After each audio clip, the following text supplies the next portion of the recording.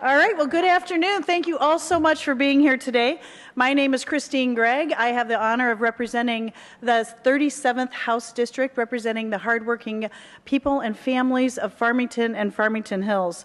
I'm so honored to also be the House Democratic leader and joined today by both my House and Senate colleagues and advocates from across the state, standing in solidarity with the hardworking families of Michigan. Families who have been struggling for far too long to make ends meet.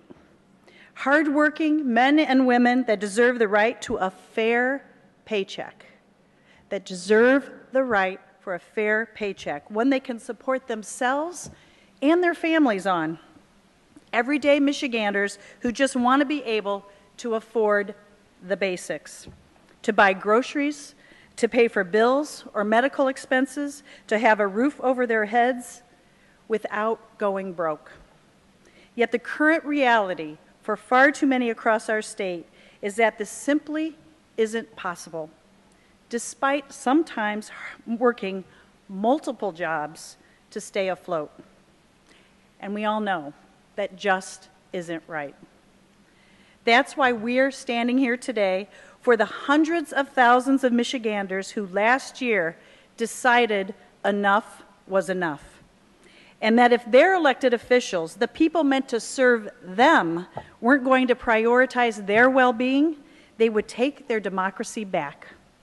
Nearly 400,000 of our state's hardworking men and women stood together to improve economic security for our working families and raise the minimum wage.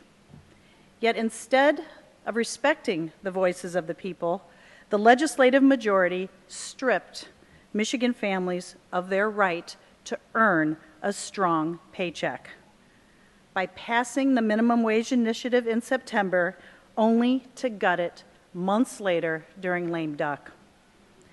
Good government is supposed to work for the people it represents. But what happened during lame duck just a few months ago, it was anything but that. The families we are standing up for today were robbed of a better life. They had their financial security stolen from them. So we're here today to help them take it back. There are many others. We want to just be here today to talk about this issue, to help families take their lives back, to earn a good living, to be able to support their families. And so to speak more about our plan to do just that, it is my honor to introduce Senator Betty Jean Alexander.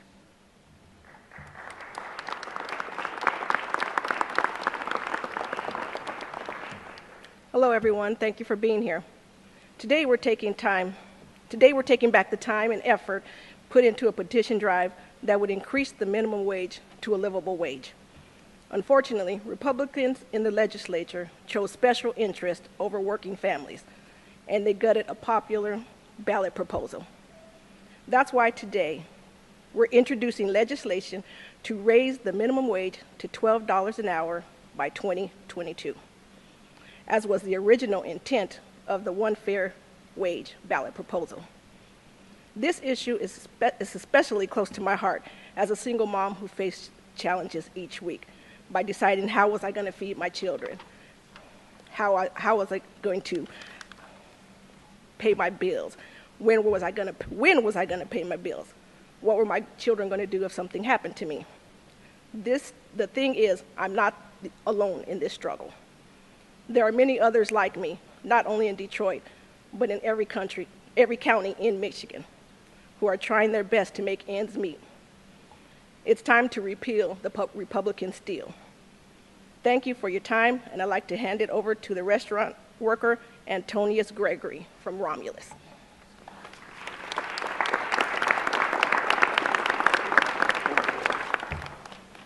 Good afternoon. Thanks for the opportunity to talk about this important issue that directly affects me as well as many other Michiganders. My name is Antonius Gregory. I'm from Romulus. I'm a server from Romulus. I make $3.52 an hour, and I rely on tips. My name is Antonius Gregory. I'm from Romulus. I make $3.52 per hour. I rely on tips to get me by, and this is an issue that affects me personally. Making ends meet is on a precarious wage is really tough. However, I work in the largest economic sector of the state, and I am taking classes on top of working to build my skill set to professionalize the industry. Anyone who works hard every day should earn a livable wage, and the bills introduced by Representative Sowerby and Senator Alexander will help ensure that happens. Last year, Michiganders across the state showed broad support by eliminating the sub-minimum wage for tipped workers and raised the minimum wage for all workers to $12 an hour. One Fair Wage collected nearly 500,000 signatures in support of this proposal, which should have sent a clear message to lawmakers that the Michigan voters support increasing the minimum wage. Unfortunately, lawmakers chose not to. Unfortunately, lawmakers chose to subvert the democratic process by adopting and amending this proposal in lame duck, stealing our raises in the process. To me, that's just wrong. Gutting the One Fair Wage proposal smacks of dirty politics at its worst. I eagerly anticipate Attorney General Dana Nessel's opinion on this. I encourage lawmakers to join me, One Fair Wage, and a host of our supporters in supporting both these bills and raising the minimum wage for all Michigan workers. Now I'd like to introduce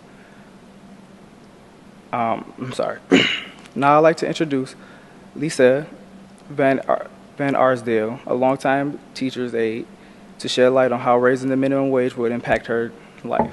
Thank you.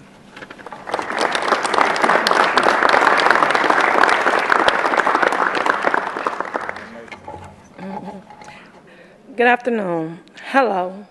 My name is Lisa Van Arsdale. I work as a teacher's aide in Detroit. Thank you for allowing me to share my story with you today. I want to start by thanking Representative Sowerby and Senator Alexander for introducing House Bill 4299 and Senate Bill 168 yesterday to increase the minimum wages. I am not a political person, but this issue directly impacts my livelihood. I joined this fight because, as a teacher's aide, I myself earn minimum wages, and I am in dire need of a raise. There is so much support for raising the minimum wage among Michiganders, and One Fair Wage collected hundreds of thousands of signatures to prove it. I thought collecting the necessary signatures to have the proposal appear on a ballot meant there was light at the end of the tunnel and we were one step closer to receiving a pay increase. The joke was on me. Instead, the Republican-led legislators decided to adopt the proposal only to gut it in lame duck, snatching back our raises. This is illegal and just plain wrong. Amend the One Fair Wages proposal after it was adopted was a cynical trick to disfranchise the nearly 500,000 Michiganders who signed the petition. We can't let these unlawful lame duck actions prevail. We teach our children to respect the Constitution. We expect our leaders to do the same. Michigan workers deserve to earn a fair and livable wage. Increasing the minimum wages to $12 will help lift working families out of poverty and move families off public assistance so they can be more independent. Simply put, gutting this proposal in lame duck was unlawful and will hurt workers and women across the state, costing them millions of dollars in earnings. I look forward to working with Representative Sowerby and Senator Alexander to continue to fight for wages for all Michigan workers. I encourage lawmakers on both sides of the other aisle to get behind these bills because we have to get this right for our state's tipped and minimum wage workers. I now like to introduce Senator Erica Geis, who will speak about the importance of raising the minimum wages and repealing the steal. Thank you.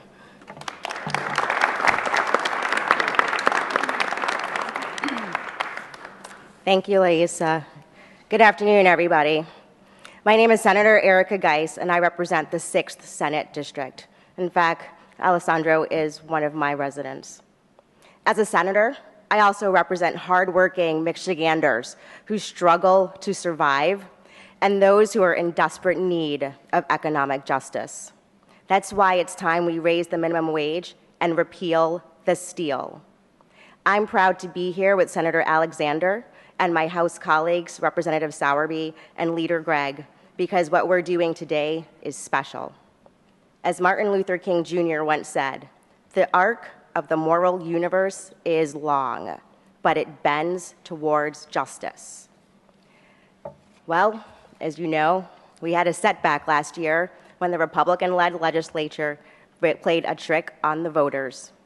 But we stand here today to right that wrong and to repeal the steal of thousands of dollars owed to minimum wage workers. It's time we bring economic justice to the people who need it most. Michigan's lowest paid workers deserve a living wage so they don't have to work 2 or 3 jobs to afford their water bill and their car insurance. We often hear mentioned the importance of the dignity of work, and central to the dignity of work is the dignity of earning a living wage. No one should have to live paycheck to paycheck just to get by. While the wait has been long, justice is knocking on our door. It's time to answer that call, and it's time to repeal the steal and return the dignity of a living wage to hardworking Michiganders. And now I'll turn it over to Representative Sowerby.